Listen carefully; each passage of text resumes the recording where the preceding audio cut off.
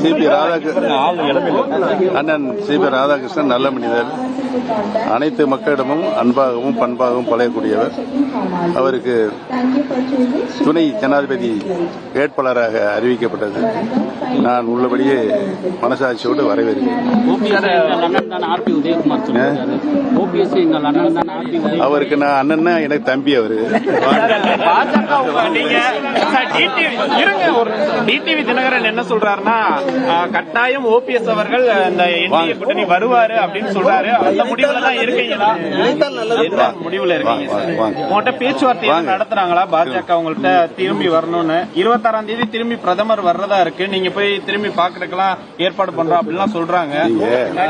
ஒரு கேள்வி கேட்டு 14 கேள்வி கேட்கறீங்க. எந்த கேள்விக்கு நான் பதில் சொல்றேன்? அதான் சார், நீங்க திரும்பி பாஜக கூட்டணிக்கு வர்றீங்களா சார்? ஏற்கனவே அறிவித்திருக்கிறேன். பொறுத்திருந்து பாருங்க.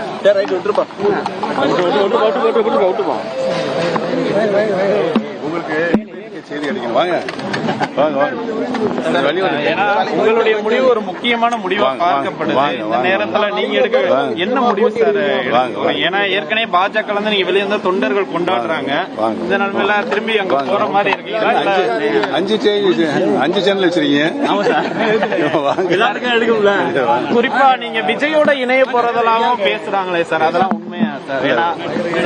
ஏன்னா நீங்க மூத்த அரசியல் இதுவரை என்னை யாரும் கூட்டணியில் சேர்வது குறித்து தொடர்பு கொள்ளவில்லை.